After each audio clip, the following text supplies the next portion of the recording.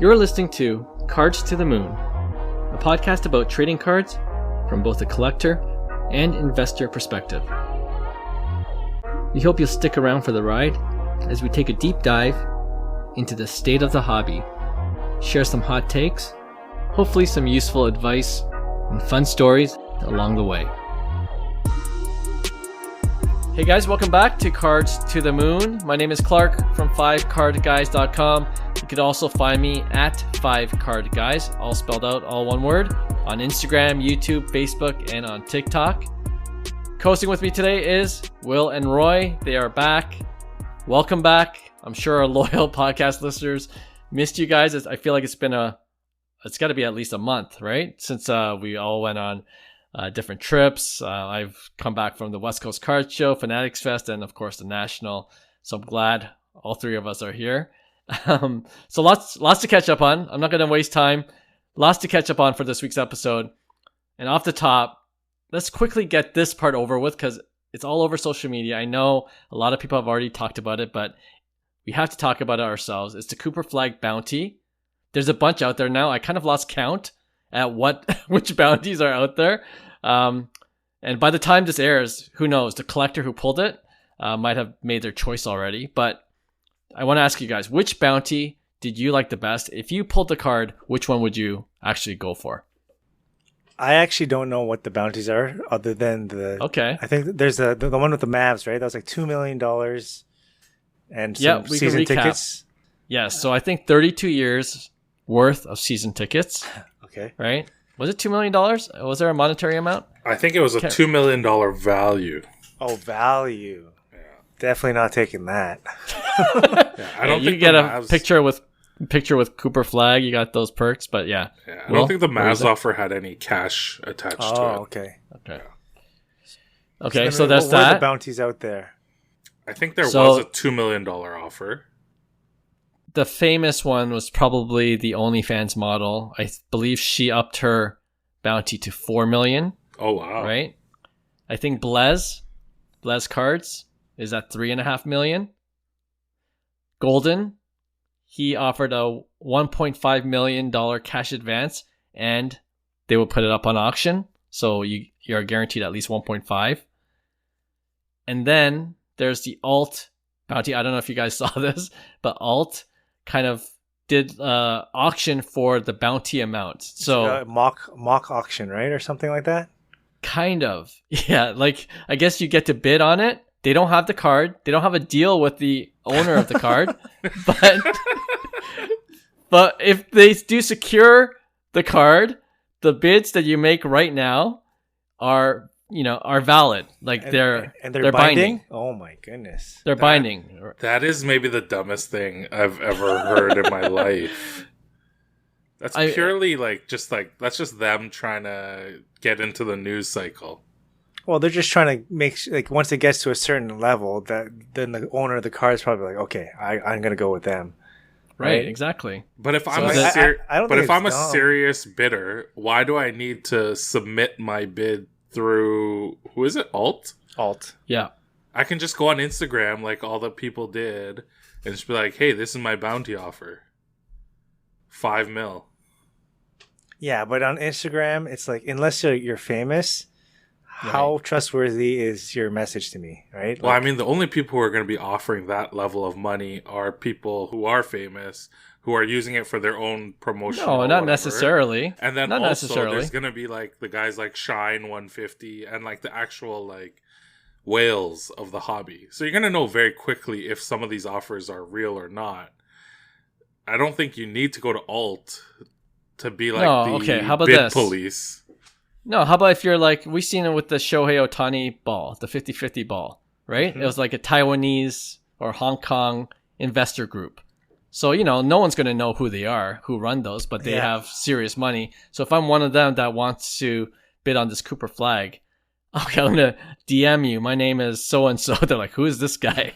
but I'm a million, I represent an investment firm that has millions of dollars.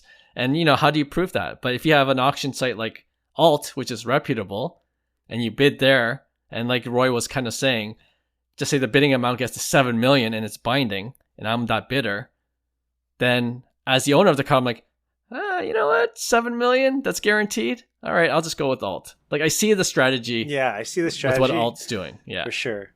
But yeah, it's kind of so far fetched. Yeah.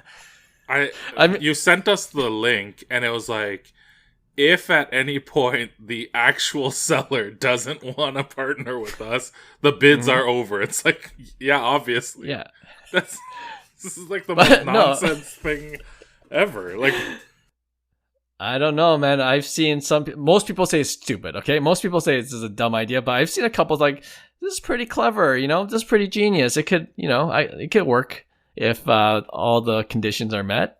Yeah, the only way it would work is if it goes above a certain threshold, which I find it hard to do because, it's like you don't have the card, so what am I bidding on, right? But it's already past 3 million. Oh, really? Yes. So there you go. So it's not so dumb after all, huh?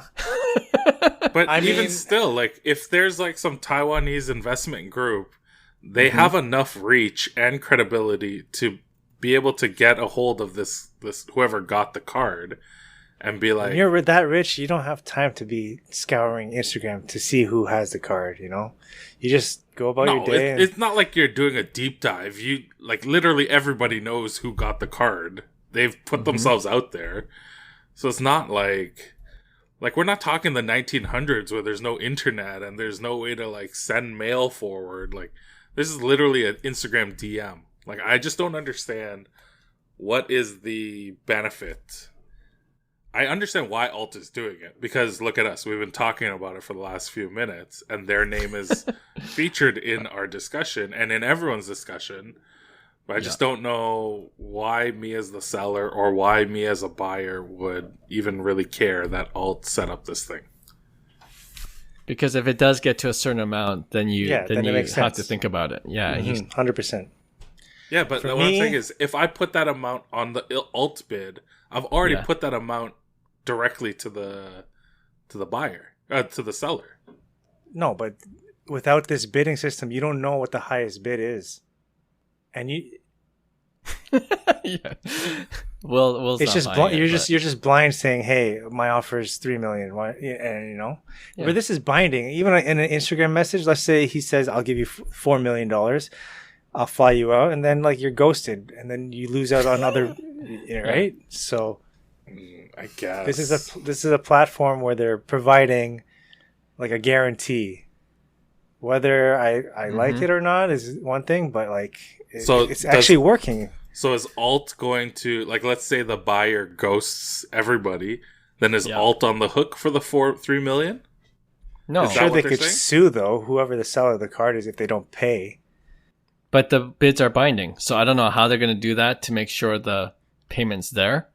But yeah. But how do you have a binding bid to an imaginary? It's an actual legit auction site. Yeah, but it's an auction for something that isn't really there.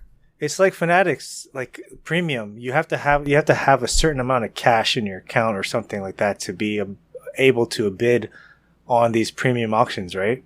Yeah, but what I'm saying is there's no exchange of goods. Like, if I win this bid. Well, I'm sure they have their lawyers. It just seems look it over. Bit. It's just a little. It's proving to work, though. I didn't realize it was over 3 million. 11 bids currently. I just checked. 3 million with the buyer's premium 3.6. Okay, how about this? Let's ask ourselves: Is the person who wins the auction, wins the card, gonna be somebody who did it through Alt, or is it gonna be through a private sale, like not through Alt? I'm gonna say 100% it's not gonna be through Alt. We'll see. Only time will tell. Exactly. I don't think it's 100%. I think there's a slim chance, sure, but it's not. So, okay, back to the original question. Which bounty would you take, considering all those options? I mean, Golden has a pretty good track record of getting these super high cards well over their value. I think before COVID or during COVID, he was kind of hit and miss, but with these super bounty cards that are just the pinnacle of the sets, he's done really well with. So He's got a good track record with that, but like, if I can go to Blaze and be like, hey, can we up it to like 4 million cash? Like, it has to be cash. Mm-hmm. So that way I'm not taxed. I'll probably do that. Well, if you go with golden, like let's say it goes for 6 million, you'll probably take home less than like 4 million, right? Why are you going to bless 3.5? There's already a $4 million offer by you. Oh, no, sorry. No, I'm saying someone who's like reputable in terms of like okay. having the ability to get that type of cash. Fair. Right? Whether it's him or someone else that has a higher bounty. Okay. We could do like a private sale that's cash. Done. So you're doing... Otherwise, golden. Okay. Will? I'd just take whatever the highest cash amount is, and it would be the person who DMs me with the biggest amount. But what if they don't pay cash? If I have to go with what's currently available, I guess it would be Alt's $3 million thing, right? Because there's no higher bounty that's been offered yet, right? What do you mean? Well, what's the highest? highest? Someone's offered 4 million. Oh, who offered 4 million? OnlyFans. Oh, yeah, I would take the OnlyFans offer. I know why you're doing that.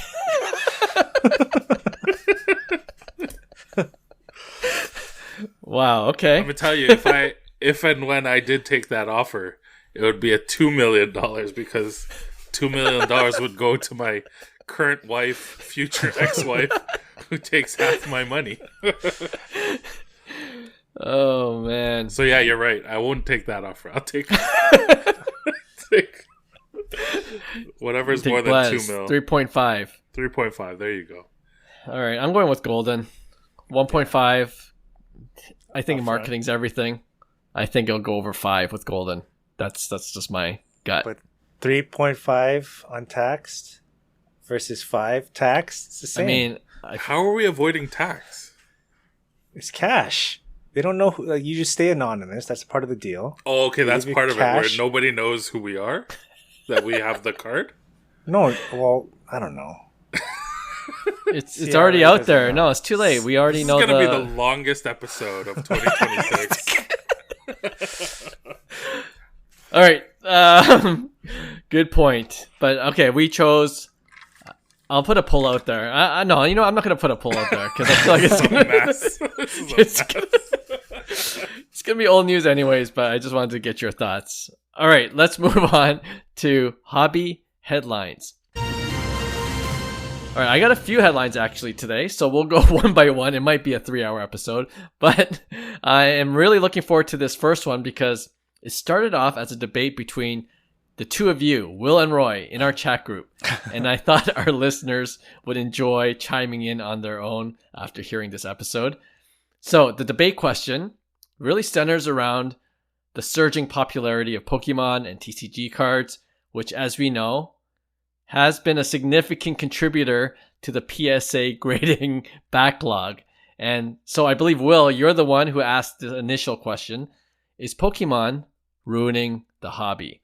So I'm going to probably be more on the sidelines. I enjoyed the back and forth that you guys had in our chat group. Maybe I'll play the referee a little bit, but Will, why don't you start and lay out your case, and then Roy, you can offer a rebuttal. So go ahead, Will. I mean, I have to say this before we start, that this is not my actual position. So I'm just playing the devil's advocate for this. I actually don't believe that Pokemon is ruining the hobby. But if I were to argue that Pokemon is ruining the hobby, I mean, what did we see from that most recent PSA summit? And really, it's PSA that's ruining the hobby, not Pokemon. But here we go. When we looked at the PSA grading report from, what's that account? That GemRate? GemRate, yeah. And it's like 80% of cards graded are just now Pokemon cards. Right? And the remaining 20% is just like a mixed bag of sports and non-Pokemon TCG and just like other stuff. And so when we're looking at this 11 million card backlog, 9 million of that is probably Pokemon cards. And they're not even rare Pokemon cards, right? We have, what's that card that's like a pop 20,000? 200,000. What card is that? The McDonald's Pikachu. Oh, the McDonald's Pikachu. Oh, bless their heart. It's a pop 200,000, which means that there's probably another like 300,000 in grading circulation, just being waiting. Mm-hmm. And so in some ways, yeah, it's kind of ruining the hobby. It's slowed down the economics of the hobby. It's kind of made it hard for other sports to be able to kind of be propped up and held up by this cyclical nature of, getting a card, grading the card, making a little profit off the card, and reinvesting that money into a new card and stuff like that. Right now, every sport is just holding off, which is maybe also not true, because all the reports from National was that PSA was just taking in $90 US dollars submissions, and their line was through, just they had to close down, right? Because they couldn't return. Yeah, so it's crazy. Pokemon is ruining the hobby because of that. But really, it's PSA. I see that point. Roy, what do you say? And again, similar to Will, in that chat group, I was being very sarcastic. I was just for fun, I was just being playful, but my stance is Pokemon and TCG is the hobby. Very definitive statement. Yes, we have in sports, we have something where the cost of a set is based on the value of a bounty or the highest chase card. And that inflates the value of these boxes, whether they're booster or hobby boxes, jumbo, whatever it is. Yeah. But once those the top 2 chase cards are hit, that box goes from 900 to 700 or 600, and it deflates the value. It's literally, similar to sports gambling. Sports card is like gambling as well. You only rip. Well, a lot of people only rip to try to get that chase card, and everything else is considered junk. Whereas Pokemon is a hobby, because what is a hobby really? It's something that you go into, you enjoy, whether you're playing the TCG. So they actually have a community based on a playing card game, but they also have a community on whether it's investing or just collecting cute cards. You have a vast amount of people collecting every single card a part of the set, right? Mm-hmm. Whereas sports card is kind of just everything's junk unless it's Otani or the 5 goats. You're literally chasing 5 goats, and everything else is kind of mid-tier. The reason why people are submitting so many cards in the TCG space to PSA is because they're enjoying the cards. They want to send a card that they actually enjoy, whether there's monetary value or whether they just want to have it encapsulated into a PSA 10. You could collect a Jigglypuff, a Butterfree, a Charizard, a Pikachu, and you're going to enjoy it, right? So there's there's enough value where you send these cards in that you're actually going to get some monetary value back. Whereas if you rip, Topps Chrome Basketball and you pull, I don't know basketball players. Kevin Love. Help me. You pull Kevin Love 2026. Not worth anything. It's not worth anything, right? It's literally junk. There's even to Kevin Love fans, they're gonna be like, I'll pass on that, right? So that's good. So Pokemon is the hobby because there's community based on a TCG, there's community based on specific Pokemon that you collect, and there's communities based on investing. So Pokemon is the hobby, and I heard you and Daryl talking about PSA. There should be a separate line or separate PSA submission for TCG. If you own a business and you see growth month over month, year over year, exponentially growing, where would you put all your resources? Into that sector, right? Because you have to. So then if you're going to submit into 2 separate lanes, I feel like sports would actually be slower because you're taking away all your good graders and you're going to send them to the place where you have, your cash cow. Why would you put them in an area that has, 20% of your business rather than the 80%? So all your business, all your internal resources are going to go to that, right? So I feel like that's actually going to slow down sports and speed up TCG grading. So that's a good point. My take. I like that. That's a good point. I don't agree with all of it, but you made some. I mean, for sure there are elements of truth. I agree with them, but Pokemon has also become like gambling for a lot of people, right? Like they're buying booster. Come on, we know a few people that are just buying booster boxes to try to get the hits. I'm not gonna call them out, but that's part of Pokemon collecting now. So it's not a pure hobby right now. And yeah, go. You're gonna say something. No. It's just there are cards for everyone in any set, right? Whereas sports is kind of not so much the case. You're chasing literally 3 people in a set for the most part.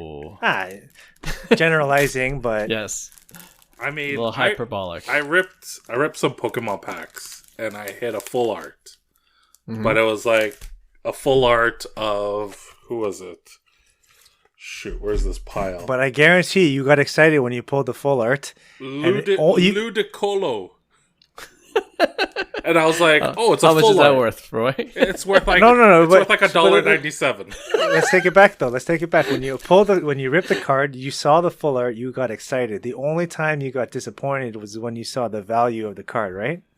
No. It's like when you're like sweating the card, and you're like, you do that with sports too. You're like, "Oh, there's a color."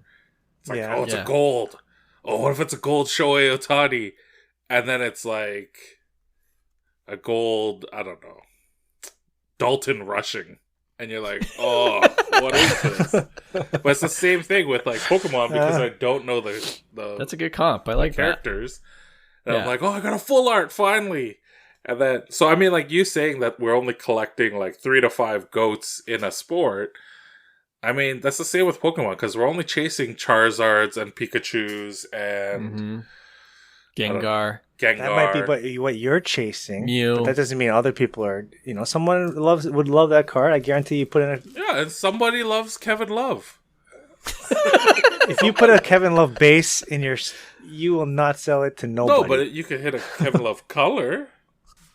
No, Roy. No one's gonna buy my Litleo. I just looked it up. What's a Litleo? No one's gonna buy that. It's the little doggy, right?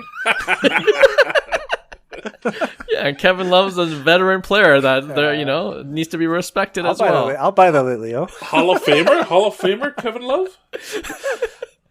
No, but I'm saying like 2026 Kevin Love. No one's gonna buy that card. His rookie card, some inserts maybe, but. Anyways, this is going to be the longest episode. I would like to offer my rebuttal when you were mentioning the whole grading. When DC and I were talking about it. Yeah. Like you're making it sound like sports card collecting. I guess it's all relative now, but there's still a good significant amount of sports cards being submitted. Oh, of course. No, so you can't like, let's put all these. And I was actually wondering this today, just for a random reason. You can't just get any grader that's more knowledgeable about looking at sports cards, and you could like, hey, go to the TCG side. I don't know what centering is, and it's different, right? Like I feel like maybe there are some graders that could do both, but I think. When you hire people, because it's not AI completely yet. I feel like these are 2 different types of graders. So I don't know. Maybe to your point, if they're going to hire more, they'll hire more TCG graders just because of how it is. But do you want to risk like the significant number? Maybe definitely not as much as TCG, but a significant number of sports card collectors who are just annoyed and pissed because it's taking about a year to get their cards back. Do you want them to remain pissed And then, I mean, the only thing PSA's got for them is that they also own BGS and SGC now. So where are they going to go? Right? So, you know what? We're screwed. I don't know why we're talking about this. This is like, you're right, Will. PSA has ruined the hobby. PSA has ruined the hobby. I guess it comes down to that. But, yeah, no, I thought it was a funny debate when you guys were going back and forth. And, you know, I think there's going to be a time when things slow down on the TCG side, right? Right? No, I've been saying that, but that's why I haven't been buying it. But it's just I just get proven wrong over and over. It's never. But didn't you say it's never gonna stop? Didn't you say Modern took a 30% cut in terms of some general of the value? Modern cards I've seen took that 30% cut, but back in October of last year, it did the same thing. And then what happened in January? It just boomed like crazy after that, right? So who knows? Who knows? You think that's going to be the pattern again? It's a good time to buy low. Is that what you're saying? I don't know. I honestly haven't been keeping up with the hobby lately. Been kind of on the back seat, just busy with summer, spending time with family. But I think Roy took our advice, Will. So don't do anything. Yeah. And then it'll just go up 100%. Just forget Don't about sell. I do have like, a show coming You're up right. tomorrow and this whole weekend, so we'll see how that Oh, goes. shoot. He's going to regret it 3 months later. It's like, oh, this card just went up again. Yeah. All right. I wonder what our listeners think. Do you think Pokemon TCG card collectors are ruining the hobby, or have they taken over and they're actually the definition of the hobby because people are actually enjoying the cards like Roy was arguing, debating for? We'd love to hear what you guys think. Okay, second hobby headline. We'll move on. I don't know if you saw this as well because it was just announced, I believe, earlier today as we're recording, that CardVault by Tom Brady, they announced its first strategic investor group consisting of a bunch of rich people, okay, including Jay-Z, Aaron Judge, Connor McDavid, Dana White, to name a few. And with that cash infusion, the plan is to have at least 100 new stores across the US, primarily automated retail and digital commerce. My question to you guys is, do you think having more of these kind of chain hobby stores is really the future? And does this mean less mom and pop stores? And is that ultimately a good or bad thing? What are your initial thoughts? Well, I don't know much about CardVault. Do they sell boxes and cards based on market value, or do they sell it at MSRP? Because if they're able to sell it at MSRP and provide the community like a chance to buy it at MSRP, I think that's more than great. If they're just selling at market, like they're just offering what card stores currently do in like a nicer space. So like it is about experience. So it is nice to kind of do that, but if they're able to offer something that, you know, other local card stores aren't able to in terms of prices of cards because they have this investor group that could get direct access to tops or whatnot, I think then it would be a huge advantage for the hobby. Yeah, no, those are really good questions. And actually, I saw an interview with Mike Mahan. I believe he's the collectible CEO, and Mike Rubin.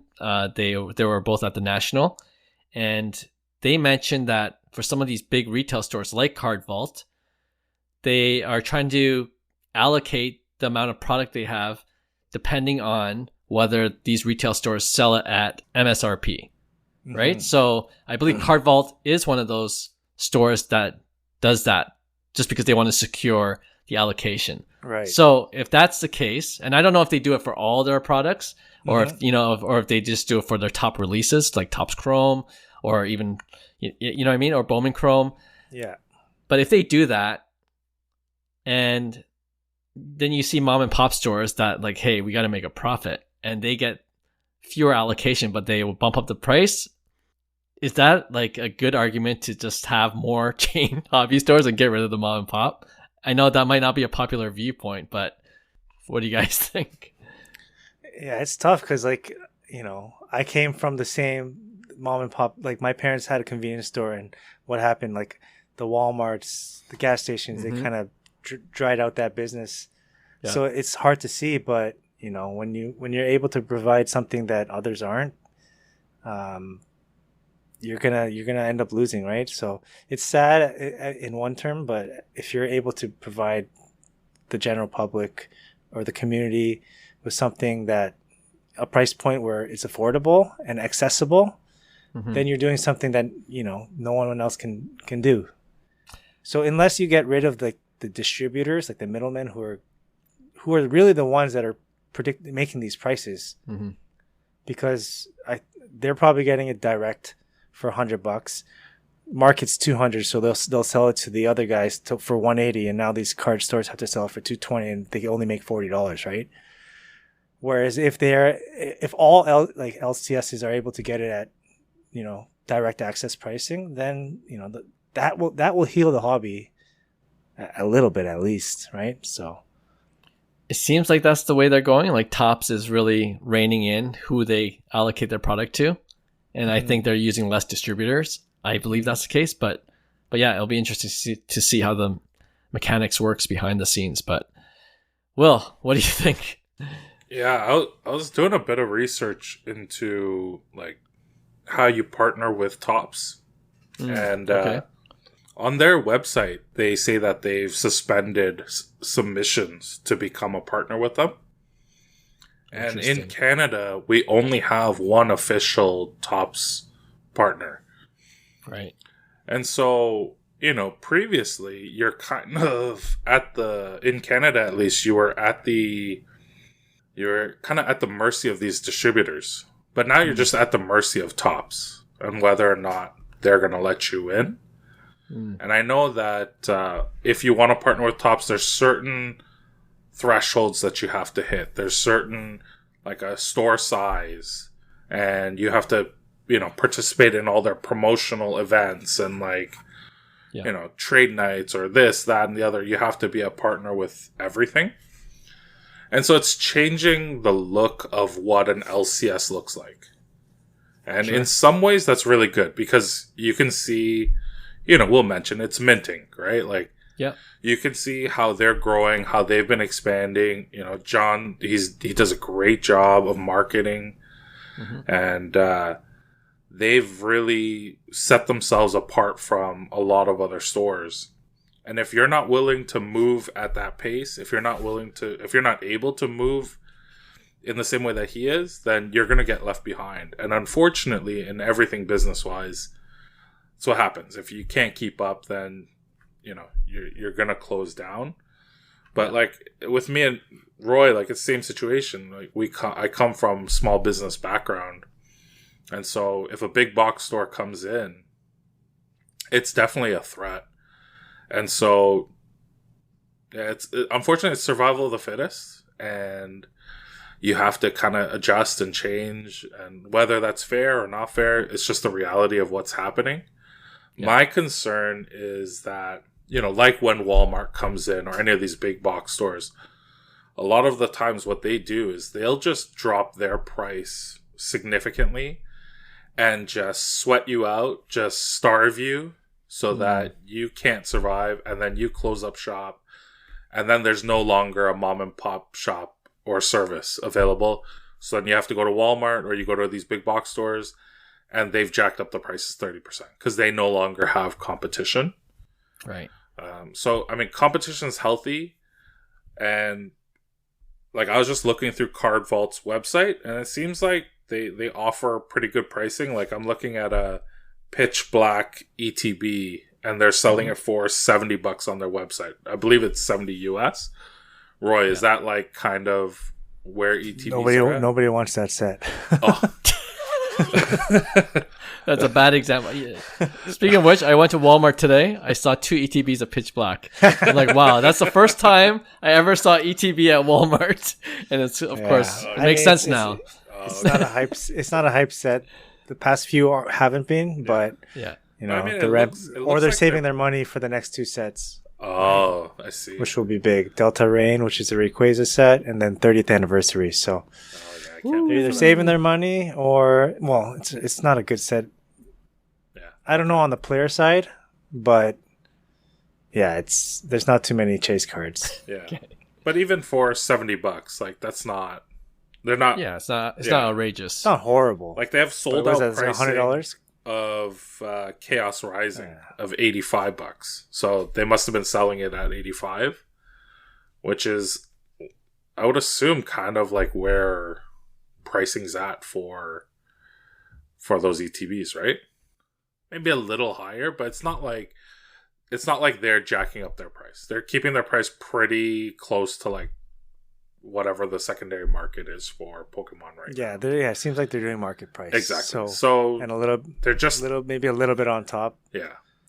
I mean, and then what's different between CardVault and GameStop or Walmart or Target or any of these stores, right? They're all the same. So yeah, I mean, that's what I was going to say. Are we in the phase where it's just about bigger chain stores competing against one another, and the mom and pop shops either have to adjust, not by, competing with the big stores, but changing their inventory altogether. You know what I mean? Like maybe they have to niche down. I don't know if that's a good business model. I don't know if the hobby will grow to the extent where, hey, I don't need to sell Topps or Fanatics products because I got something else, in other industries. If you can't compete with the Walmarts, you might want to specialize and really serve a smaller, clientele, I guess. Yeah, and like the couple LCSs that are close to us, they're always busy on their Pokemon nights, on their Magic nights. They're not just a card store. They have other things that they're doing to build into their communities. Yeah. And I think overall that helps them to survive, right? Because you're not going to Walmart and Target to go play Wednesday night Pokemon matches, right? So see, the hobby. This is a hobby. Yeah, exactly. The TCG market is a hobby. We're going back to the first debate. Okay. even singles, right? Like you're buying singles and trading singles and selling singles. And LCS is a great place where you can do that. And so, yeah, box sales, retail sales, those are really important because it is a big revenue stream. Mm-hmm. But I mean, when I talk to LCSs, a lot of times their partnerships in the past were kind of duds, right? Like you got to buy $100,000 worth of like Panini junk. K Prism, like the Korean League Prism Soccer. Like I see that at LCSs. I'm like, why do you even have that? I was like, my distributor made me buy $10,000 worth of it. It's like, why is there a Rolling Stones Prism, box? Why is there a Call of Duty box, right? And that's the stuff that they have to buy. So I think LCS has just got to be smart. They got to be sharp. They got to adjust. Like you were saying, they have to make some adjustments. And the ones that do and find different revenue streams, they're going to be fine. Sure. Yeah. I tend to agree. And we'll see how things play out. But yeah, a lot of money is coming to the hobby, but it seems like it's consolidating in these bigger companies now. But I do believe, or I certainly hope that there is room for the smaller stores and they could offer something to the local community that big retailers can't, or that they have a big disadvantage of doing because of their size. So yeah, I mean, yeah, if all this investment money is coming in and like private equity, they're not going to sell it at MSRP. Who are we kidding? That's the fear too, right? Like ultimately things are going to go up in price. And that's why monopolies are bad. But this is where we are right now. Okay, let's end off the hobby headline section by something that, again, literally came out maybe a few hours ago before we started recording. And I just kind of gave you a quick heads up before we started recording. So I don't know if you have anything to add, but apparently there was a notice to, I don't know if it's just one Target store or just to a bunch of Target stores where, if you remember, some of the Target stores started to rip the seal off of Pokemon products. And apparently it was to discourage flippers or quote unquote scalpers. But now they reversed that policy for whatever reason. I didn't read too much into it. I believe it just literally the news came out a few hours ago. So Any theories on why Target would have said, hey, you know what? Maybe we just keep it intact. I don't know where to start with this one. So when they were ripping the seals, were they selling it below secondary market? No, they sell it for their whatever price it is. So whether it's which is close to the secondary market. Right? No. Right? Like when I think I saw some Walmart ETBs and I messaged those or somewhere and I was like, hey, should I get these? I never see Pokemon at Walmart, and you're like, that's kind of just it was at what's that? Brainstorm? What's that store called? Oh, Mastermind. Brainstorm. Like I messaged Roy because there was a whole display of all these Pokemon cards. I'm like, should I get anything? What should I get? And then Roy's like, show me the pricing. And then every price I gave him, he was like, that's pretty much what the secondary market is. So, I mean, if big box stores are ripping the seal and then still selling at that high price, then, just stop that. Like, what? You're not helping Target's us. a little different, though. Target is, like, reasonable price. Mastermind, I talked to one of the guys there. They charge that much because their distributors are giving them a higher price. So that's the problem. Like, they can't make money if they don't sell it at that price because they've already been allocated that. What are they going to say? No. So they take the product and they have to sell it at that price because, they need to make some type of margin. But it's the distributors that are, jacking up their price. So what can they do? Yeah. But Target, they probably have a better deal. They have a much better deal where their prices can stay afloat. So a lot of the stuff that you get at Target is well worth it. Like I think there's a Target drop like in the US tonight or something. Destined Rival ETBs are like $70, which is like a steal. That's like half of the secondary market. That's why you have those fights in the parking lot. Yeah, exactly. Okay, so if that's the case, Will, does that change anything for you? I mean, but they're not. I don't know. I like it when LCSs rip the seals, because like why they'll be like, oh, like if I rip the seal, you get it for cheaper. If I don't rip the seal, you pay the secondary market price. So I like the idea of that, but I don't know, when Target does it, it's just like you're not really selling it for cheap anyway. So I don't know. What if it's like a Ascended Heroes ETB, which is like let's say $250. I don't know the true market value, but let's say it's $250 and they're selling it for like $80. Yeah, I guess I'm just kind of confused why Target cares so much about the flipping market. They're trying to help the community, or quote unquote, right? Because that's what people are asking for. I'll take it at face value if that's what they're doing just to be helpful to the community. Then I like it. Then they shouldn't backpedal and change it. I think the reason, I haven't looked into it at all, but I think the reason is their staff were probably getting over-harassed. I could see that. And they're just sick of it. They're working, like some of these are probably like, they're working minimum wage or $15 an hour, whatever it is, like a low wage. And they're dealing with these grown-ass men complaining, why are you ripping the seal off my cards? You have no right. And it's just like, it's not worth their while. And they probably got so many complaints nationwide that they're just like, okay, for the safety of our staff, we're gonna say it as we're gonna state it differently, but for the safety. And if it's for that reason, I'm all for it. Just keep the seal on, guys. Yeah. Let's get those long lineups back on drop nights and the occasional parking lot fights. I guess we got to live with it. So I guess that's what we got to do. All right. Hey, we kind of ended this segment relatively quickly, but we do have a couple more segments, so we'll see how this one goes. Next one is a new one, and I'm calling it Rad or Fad. All right. So just like the segment title suggests, I'm going to name a few things in the hobby.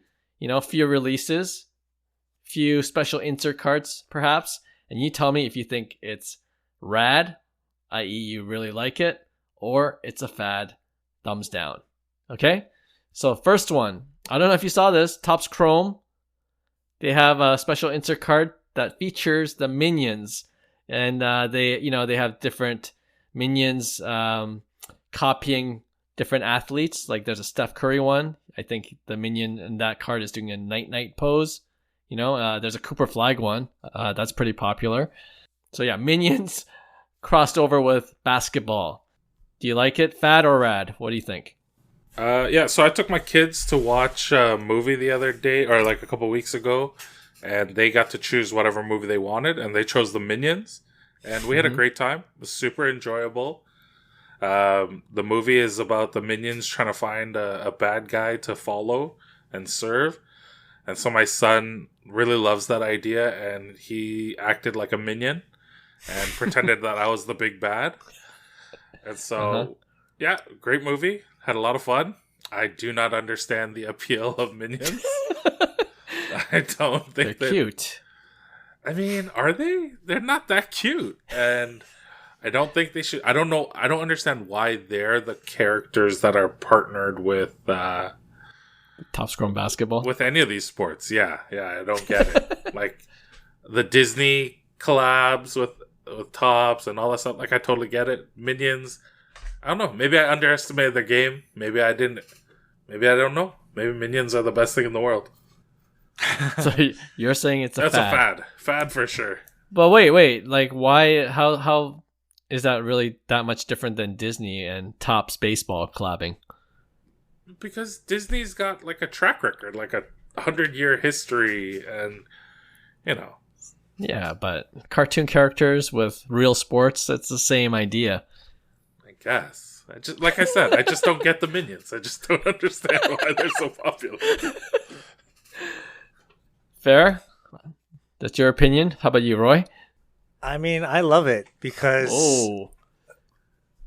isn't this what you want? You want collaboration. This is why Pokemon is the number one IP in the world. They do so many collaborations. They do collaborations with like watch brands, skateboard companies, like anything and everything, which is what makes it so great. Like you can enjoy it in any way possible, not just a card game, right? So, and I feel like that's what Topps is trying to do is trying to bring all these collaborations where people, because Minions has a huge following. Like you go to a Minions movie, they're people who are dressed up like Minions, doing these crazy things. Whether and like Minecraft movie, like they go and they're like having fun, right? And if you're able to bring these people not only to the community of sports cards, but just like having them be able to enjoy something. Like let's say someone likes the Minions and they like sports. Now they could enjoy like a cool card that has a collaboration. Same with the Disney. Like people like Disney. So you're killing two birds with one stone, but also you're collaborating with different, IPs and different companies and stuff like that. So that is how you grow the hobby. That is like, also you have these cool inserts. Whether you think like, I don't get Minions. Yeah, you don't, but this card isn't for you, but you have now you imagine like, other companies that like look at the Luffy collab, right? With the One Piece and the Dodgers. It's huge, right? So once you have these collaborations, you not only have scarcity and rarity, but you also have like cool cards that down the road, you're going to be like, wow, that was pretty cool that they did a collaboration with. So yeah, sure. For that fact, I do enjoy whether it's the Minions, like, yeah, but there's going to be a time where people grow up and they're going to have money like, our generation now. And they're going to be like, Minions was my thing. And now I want to collect something more, Minions related. Right? So I completely agree. And I changed my vote. It is rad because I was thinking about like a year or two ago when Topps did the Paw Patrol with Aaron Judge cards. Yeah, my son has one. Yeah, I ripped we pulled it. Caught one. Yeah, not the SSP, not the one with all the Paw Patrol characters, but the the other one, the $2 one. Yeah, extra. Yeah, the 50 cents. But yeah, I thought that was a really cool collab. So yeah. Maybe the Minions, same thing. So I changed my mind. It's rad. 2 rads. Wow. I think it's an absolute fad and it's going to tank in value in next year. That's what I think. Actually, the only reason why it might not tank in value is actually SSP cards. So to that point, anyone that wants a minion SSP card, like I don't know anyone that's coming from the minion side wanting to rip open Topps Chrome basketball for $600 US trying to say, oh, I hope I get this hit. You know, like these are more basketball card collectors, and if you happen to hit a minion, you're happy because it's worth something now. But I don't think, it has the lasting power that, No, yeah, but that wasn't why I love it. It's just you like collabs. Monetary. Yeah, exactly. Like monetary value is what kills the hobby at the end of the day. Like, or does it? Monetary value. People want to flip and make that's money. If you're saying if you're saying it's fad because it's like 20K or I don't know how much these cards are. Like, it's ridiculous how much these cards are going for. Yeah, that sucks. But what if it wasn't SSP, right? Perhaps, but I don't see the crossover appeal. Like I enjoy collabs as well. I just don't get this one. Like I just don't get. You don't get. It minions. doesn't even. You don't get it. I guess my kids like it too. They laugh, but you're right. They're not cute. They're more annoying than anything. So maybe it's my personal bias getting in the way. Yeah, you just hate the minions. That's why. Yeah. But isn't this what you kind of want to see in like a set? Like having more of these. Like every set, there's going to be something new, right? No, I like collabs, but not all collabs are equal. So that's where I kind of stand. So yeah, okay, so let's go to the next one. It's not on the list, but I just thought of one as we're talking about this. If you think all collabs or generally all collabs are good, you're all in for like the Teenage Mutant Ninja Turtles and Magic the Gathering cards? I ripped a few packs. Yeah. I love them. Oh, yeah? Yeah. Nice. Because my son loves Michelangelo, so we ripped. My brother bought some for my kid, and we ripped them. And Connor had a great time seeing some of the cards. And then I looked up the checklist, and I went to my LCS, and I picked up a few, like Michelangelo, like more. I don't know if they call them full art, but like like the nicer Michelangelo cards. The crazy thing is the Magic cards, they're more priced based on like their usability in the game or playability. Oh, interesting. Okay. So there was one where it was this great picture, but like you would never use it in your card set. So it was like super cheap. And then there was this crappy looking Michelangelo card. And the guy was like, yeah, that one's $25. I'm like, what?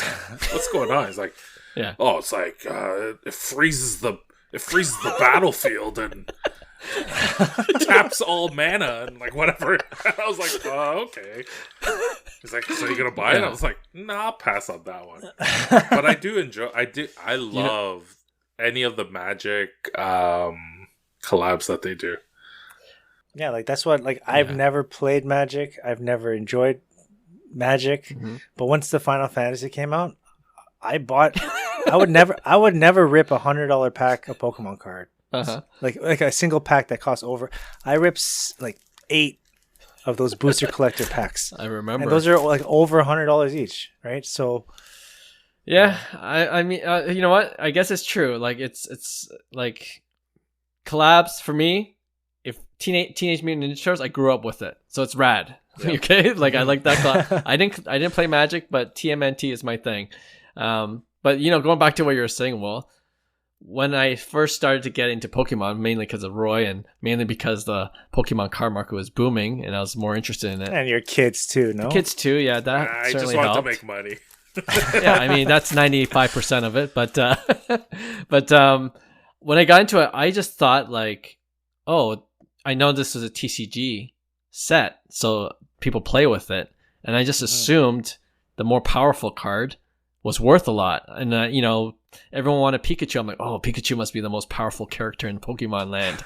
And then I find out, no, it's not even the top 10, like right? Yeah. So Magic in that sense, what you're sharing, Will, makes total sense to me. If it's a powerful card, it should be worth more. But that's just not how it goes. Maybe there's arbitrage there. I'm actually going to look after this recording at TMNT Magic the Gathering There you go. cards to see which ones I really want to collect. Raphael was my favorite, by the way. But, Wow. That's yeah, the poll. That's the poll you got to put out there. That's the poll. Okay. Yeah. I grew up loving Leonardo. Is it going to be like 4%? And then I kind of Raphael? changed to the. I think I might have changed to Raphael. You see Wow. the goofy one? The sarcastic one. Michelangelo is the goofy one, right? Yeah. Donatello's the brainiac. Yeah, Leo's he's the leader. No, he's gonna be the lowest. Donatello. Oh, shoot. Donatello is my favorite. No, he's just got a wooden stick. That's so lame. Man, he's just a big nerd too. Yeah, big nerd. Yeah, he's number 4 of 4. Yeah. Oh, no. That's okay. We got to put the poll out there. Let's see what our listeners I say. need all my Donatello stands to stand up. All right, 2 more. Alter Ego, friend of the hobby, friend of the podcast, Michael Blaskowicz. He came out with the Topps Chrome update, Alter Ego as well. Doing really well. You know, I don't know if you saw as well, like Blez. Who else? CardVault by Tom Brady and Backyard Breaks are having this competition, trying to collect the whole set of Alter Egos. And I believe CardVault by Tom Brady is just 1 away from winning. Wow. Backyard Breaks has 6 or 7 through breaks, or so that's the rule. Like CardVault they don't do as many breaks as Backyard and Blez, right? Yeah. So they also, anyone that comes to their store, I guess, and they buy it from them, then that counts too.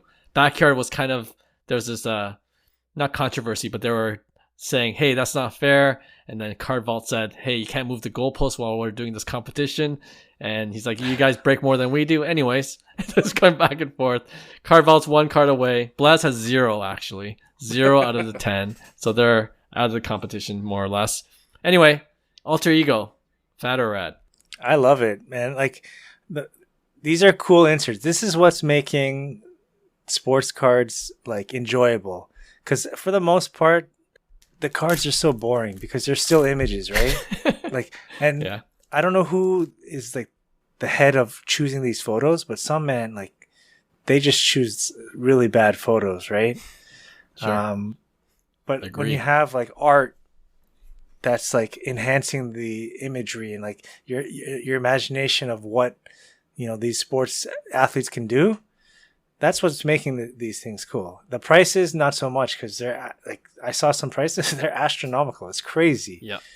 But I do love it. You know, like, Yeah. it's cool. They're SSP, right? Like, they're not. Yeah, they're hard not to get. easy to find. Yeah, and I love that.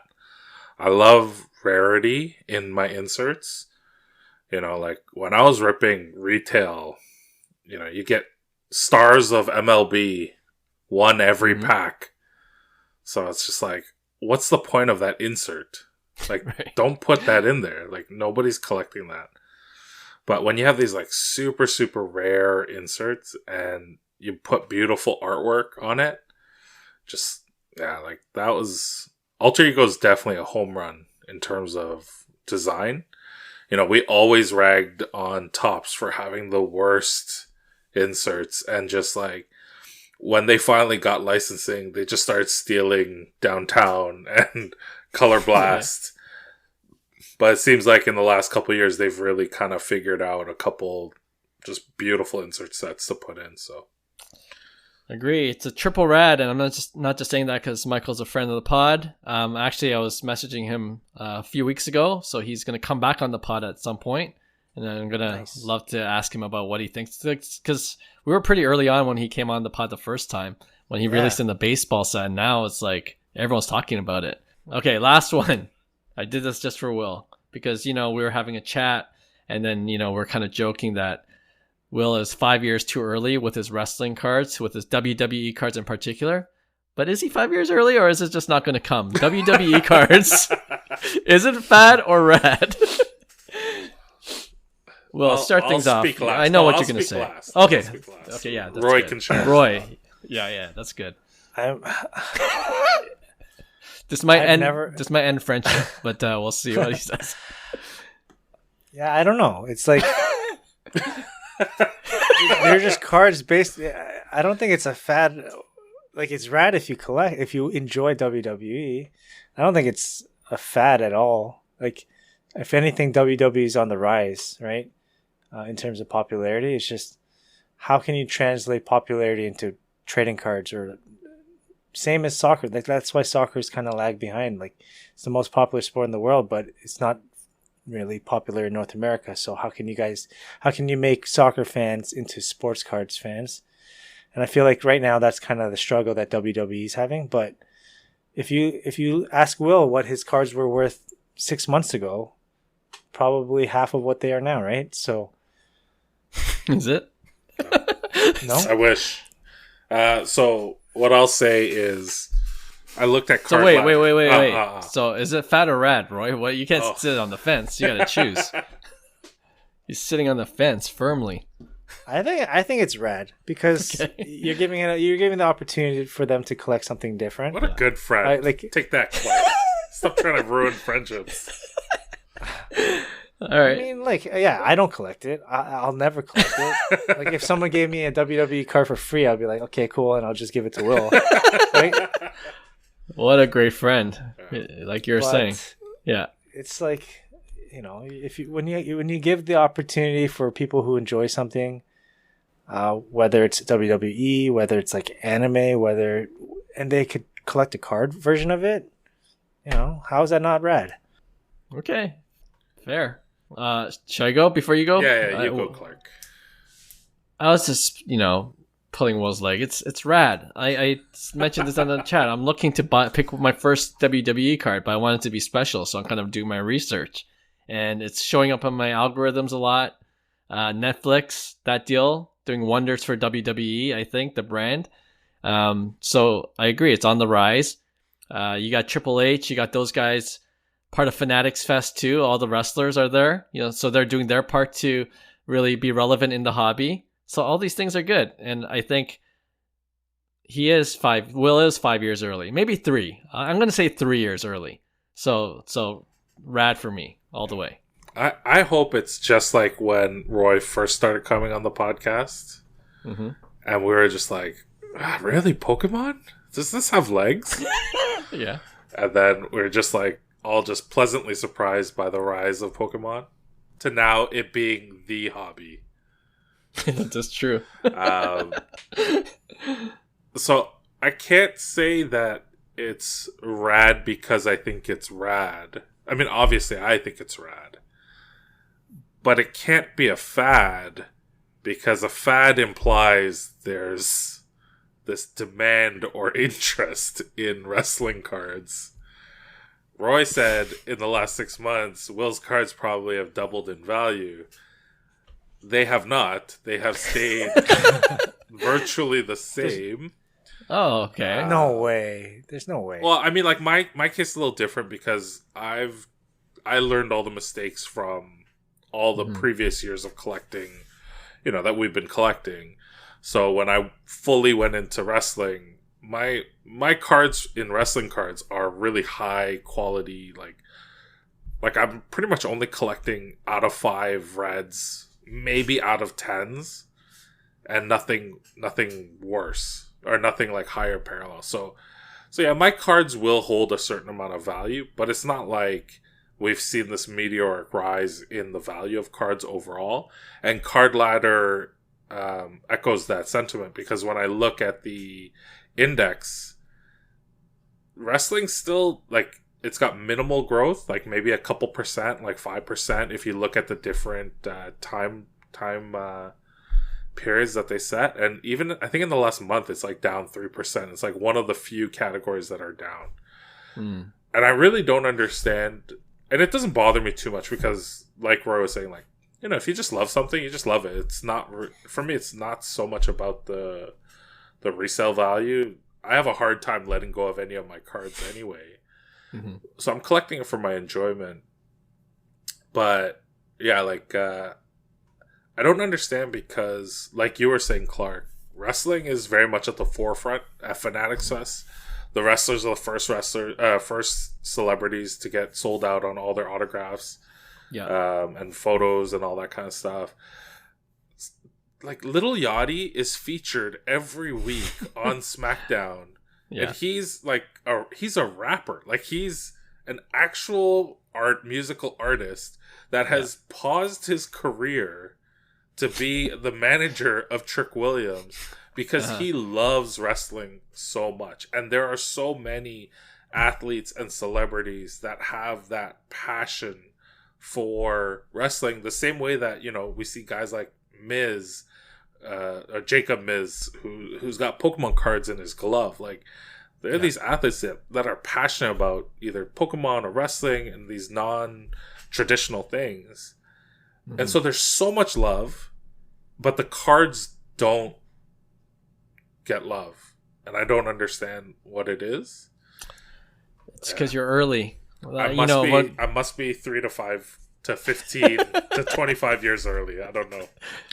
No. It's not that long. And I don't know if you recall when, and I still got to edit this video. We filmed you and I meeting up for breakfast, and we broke open the Topps national WWE box and the Star Wars box.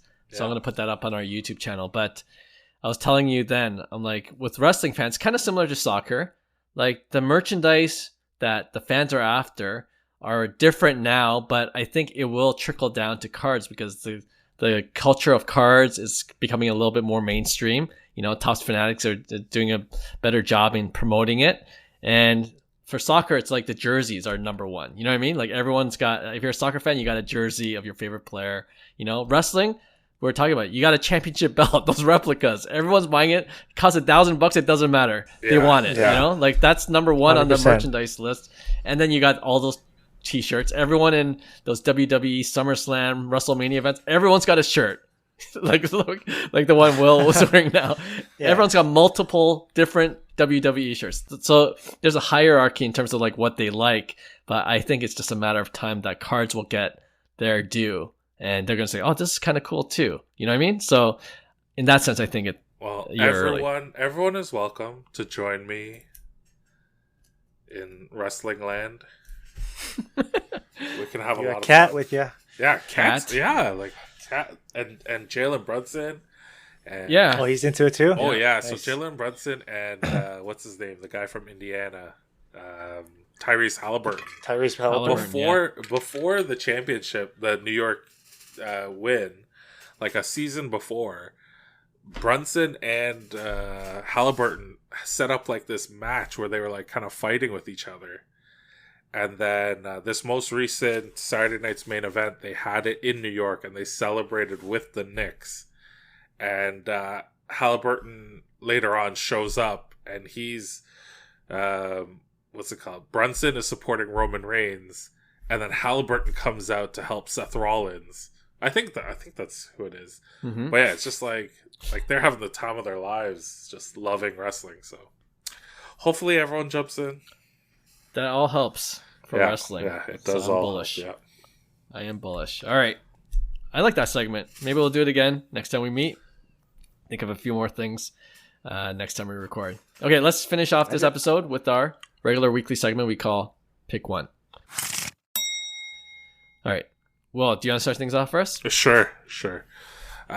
So, you know, whenever it's me and Roy on, it's never like traditional sports, even though I'm like a baseball guy through and through.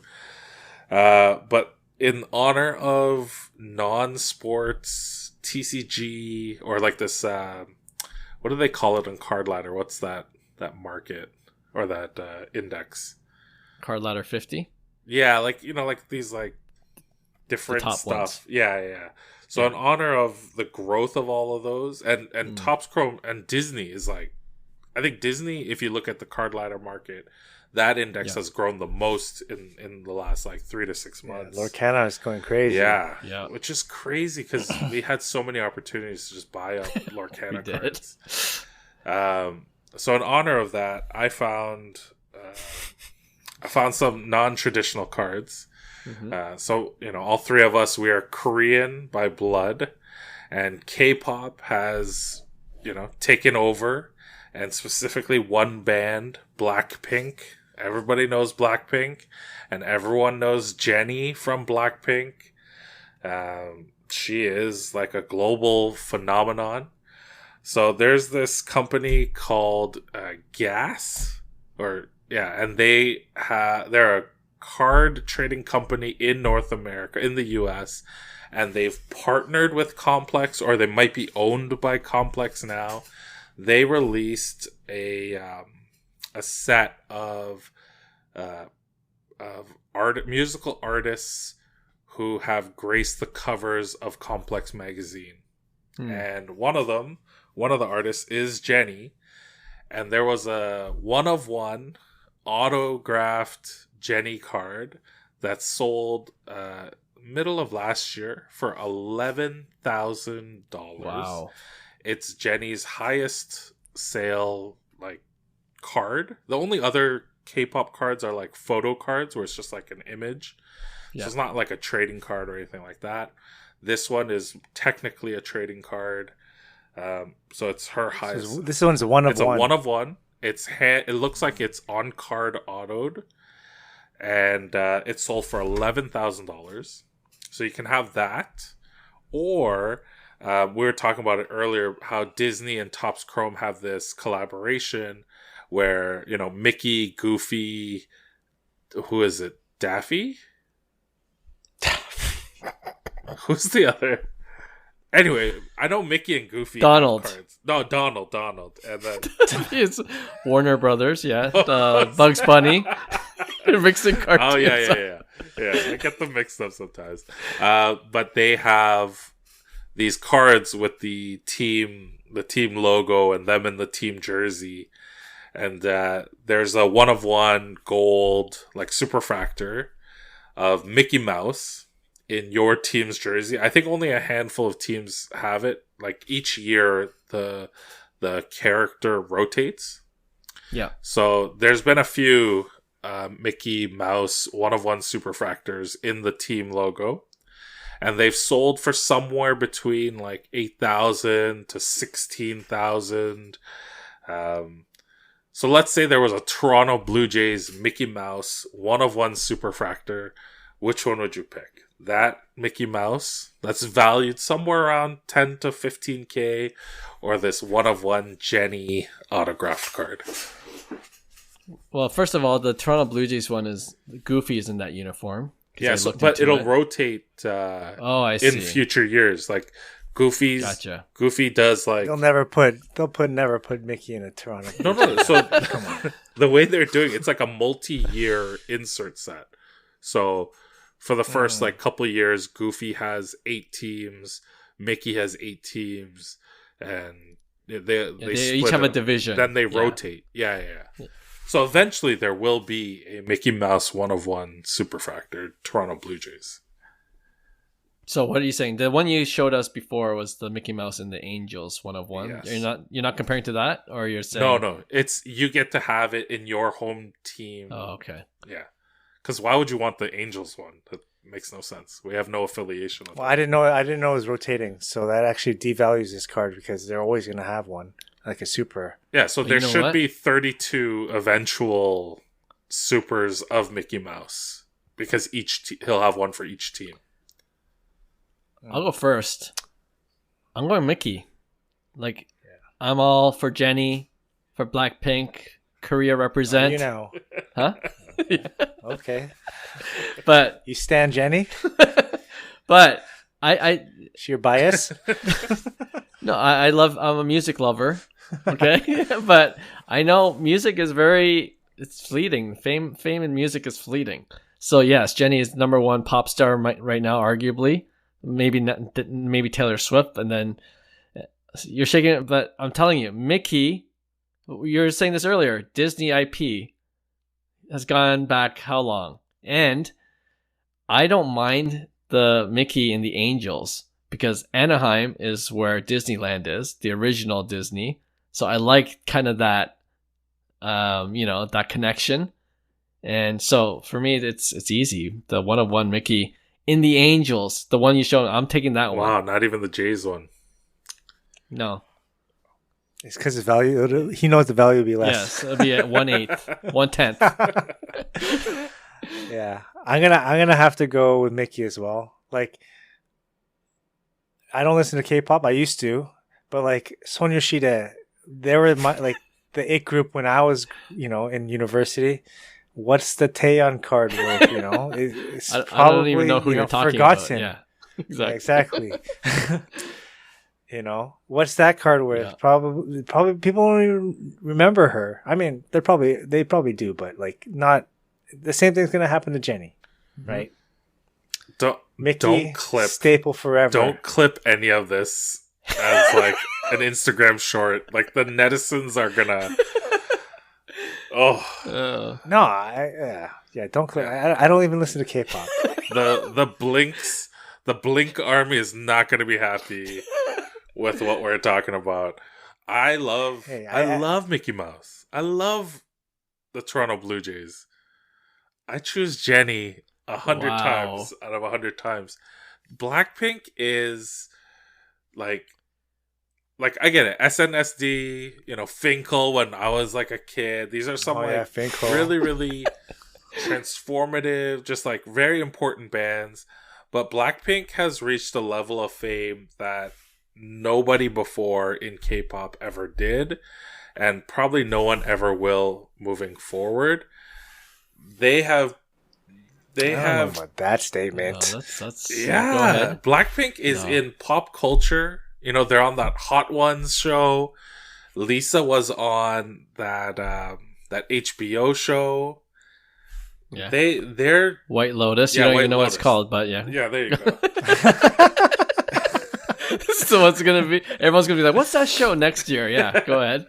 Just they are so much a part of culture, and I'm just really proud of our girls. So I'm gonna pick.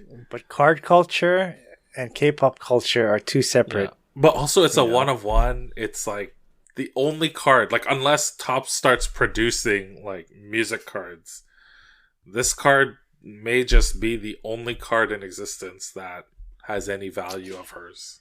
Well, that's another thing. I do think that's possible. Michael Rubin, he hangs out with a lot of musicians, I'd love to see it. I think there should be a lot more of these kinds of cards, like the Allen and Ginter. Yeah, I collected that year one when I got back into the hobby. I love it. Yeah, that Bourdain card that you had, like, you sold it for a great profit. But when I think back, I'm like, oh man, I would have loved to have that card. Like, that's a PC card, it's a cool card for sure. And that's why I feel like the Jenny it has legs. It'll stand. It'll stand the test of time. I'd rather have an Eminem card over this. So Eminem also was one of the I know. That's covers. why I'm saying I used to I was actually looking into buying one. Oh yeah. Yeah. But I don't know. I think it's recency bias. I don't think it's going to age well for you, but but we will see. Time will tell. But okay, Roy, you're next. Okay, so we have, as we were talking about alter egos, we have the alter egos Victor Wembanyama, which is valued at $20K raw Canadian. Wow. Which is, when I saw that, that's crazy. I just shook my head. But that's the value of this card. The artwork is pretty crazy. The alien makes sense. Yeah. Yeah. And as you said, it's like SSP. Versus a 2025 Dragon Ball Super Fusion World Son Goku. And this is the super alternate art. Yeah.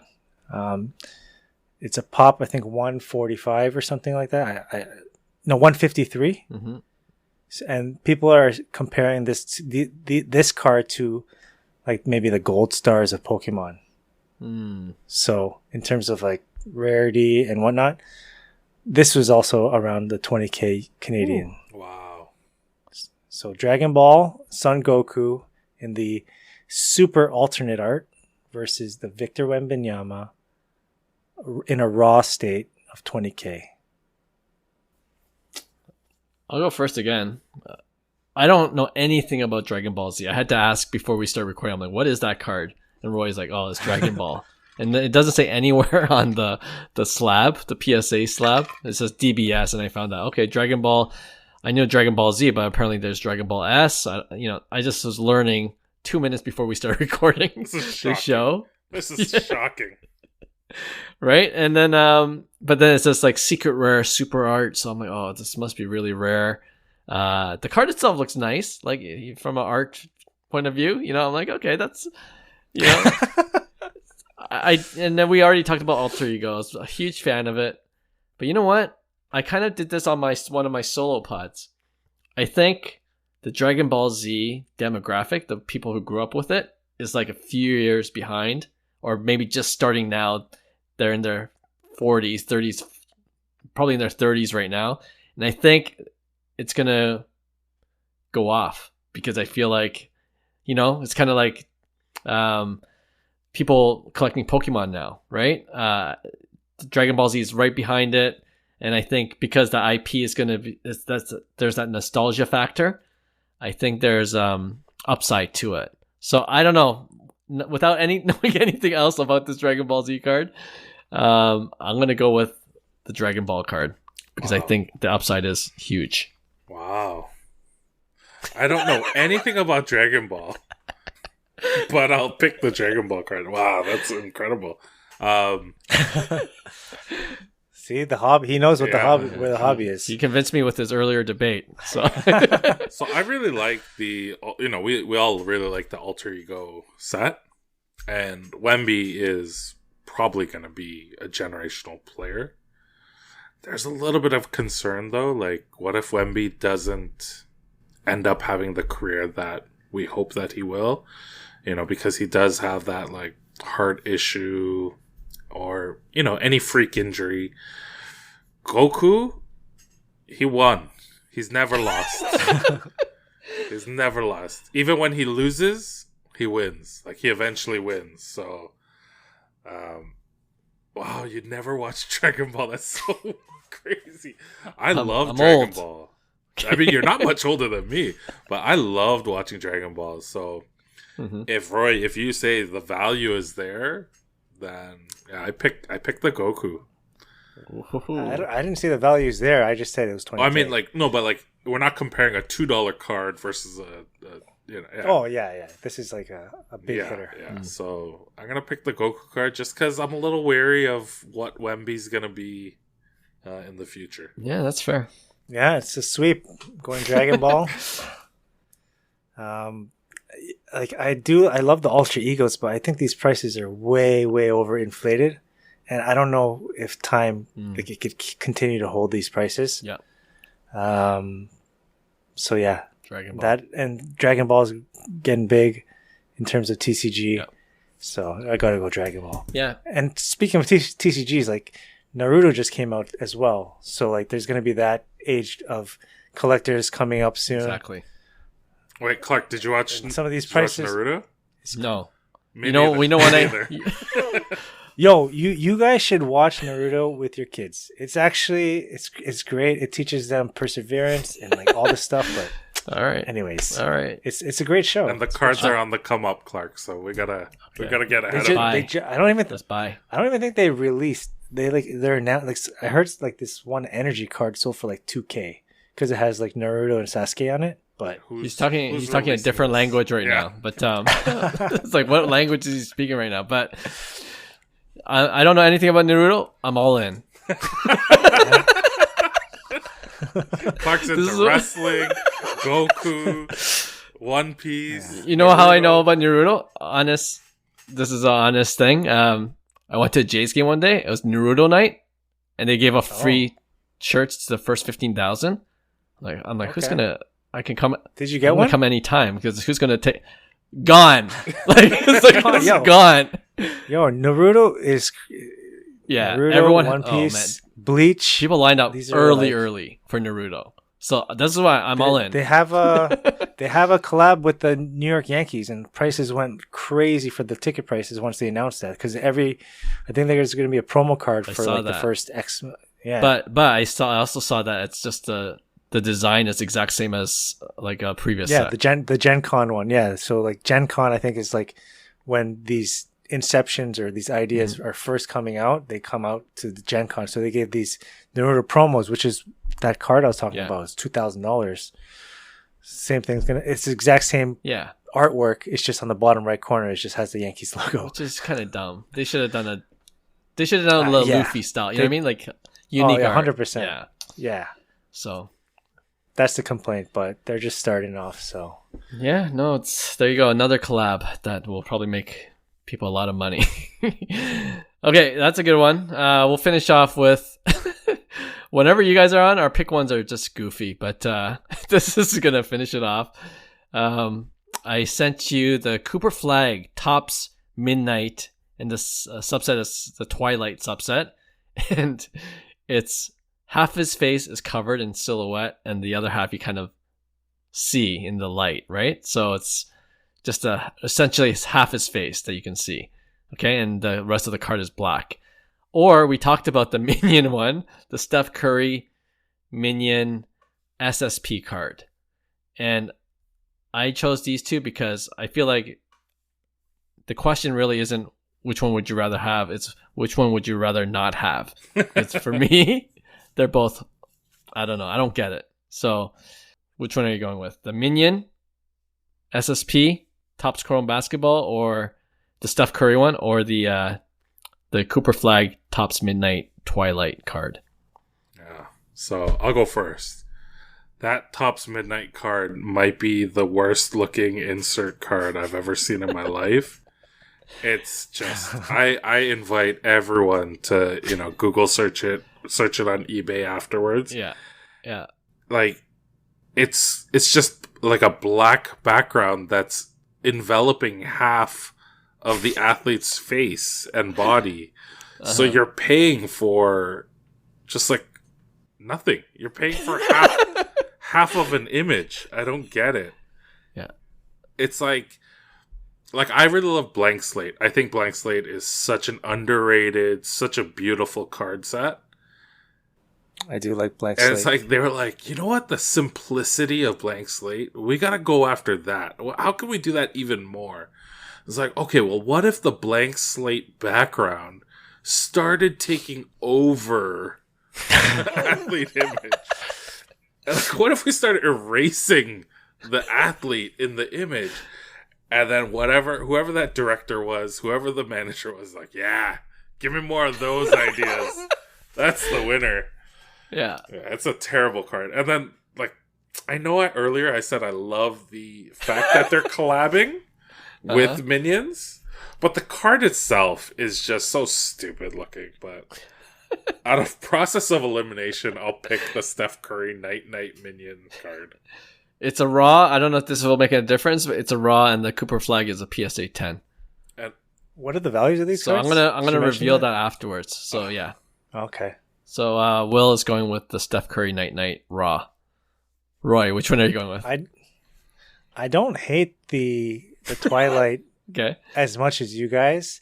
I think what they needed to do is kind of have the gradient go a little bit further than right in the middle of the image, but I don't hate it. Actually, it's kind of like art, But anyways. Well, you just don't get art. That's what you're saying. You don't get Picasso. Yeah. That would be sick to have like a Picasso style insert. Like Pikachu, Van Gogh, in that vein. When you go to see the Mona Lisa, and instead of lighting it properly, they just put it like half in the shadows. It's like, I love that Mona Lisa.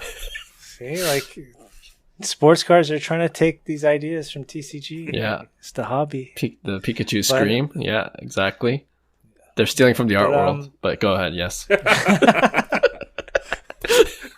Don't make it sound like Pikachu is like the original. Roy's so deep into Pokemon. He's like, what? What do you mean? What? This was an art? I never got why it's called Van Gogh. Wait, who's Van Gogh? Scream? That's an actual... They say Munch. Munch, yeah. Anyways. But, I don't know how good of a player Cooper Flagg will be throughout his career. And, Steph Curry has cemented himself. And, with that, and this like collab, I have to go with the Steph Curry. It's okay. First of all, it's a Minion card, but not a Steph Curry. Minion as Steph Curry, yes. Yeah, so yeah, that makes it even better. It's like, okay. How much did? Yeah. Anyway. How about if it was a Minion? There is a Cooper Flagg Minion version. So would that change your answer? It was cool. Oh, if it was head to head, I'd have to see the. It's like a more of a far perspective shot with him like about to dunk from the view of the basketball net, almost just under the basketball net. It actually looks cooler than the Steph Curry Night. It's kind of weird that they also call it like it has Steph Curry's name on the card. Oh yeah. That's why it should have said Minion cool. number 432, and then you understand that Minion is just mimicking Steph Curry.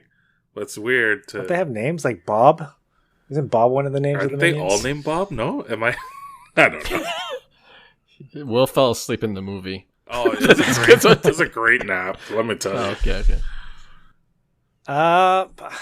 If I'll pick the Steph Curry, but if it was Cooper Flagg versus Cooper Flagg, I think I'll go with this Twilight. Wow, really good decision. I don't know. I don't hate it. I kind of like it. Oh, 100%. This is the Cooper Flagg one I just showed you on screen. Yeah, I think I 100% take the Cooper Flagg Twilight over the Cooper Flagg Minion. Well, now you gotta tell us how much they cost. But that I do like that. I like how they use all that like negative space in the back. It's pretty cool. Yeah, I just don't like the Twilight. I'm never gonna choose a Twilight card. So by default, I'm choosing the Minion. But the cost of that Twilight, the Cooper Flagg Twilight PSA 10, is just over 8,000 US. Oh, 8,000. Yeah, 8,000 US. The Steph Curry Raw just sold for 11,000 US. And the Cooper Flagg just sold for 12,000 Raw. Wow. Yeah. What? Oh, does it have the rookie emblem on it? Does that matter? Yeah, it does have the rookie emblem. Oh, of course it matters. Of course it matters. Hey guys, I got the Cooper Flagg rookie card. Where is he? It's the Minion. Yeah. I don't know. Maybe yeah. I don't know. Anyway, one of the weirdest pick one segments that we've had in a while, but fun nonetheless. All right, appreciate you guys. Thanks for tuning in for more than an hour and a half this time. But I know you guys have told us anyway. You've enjoyed listening to the pods where Will and Roy especially come on. So thank you to you guys for coming on. And yeah, we'll have a brand new episode for you next week. Talk to you then. Bye. Hey, thanks for listening to Cards to the Moon.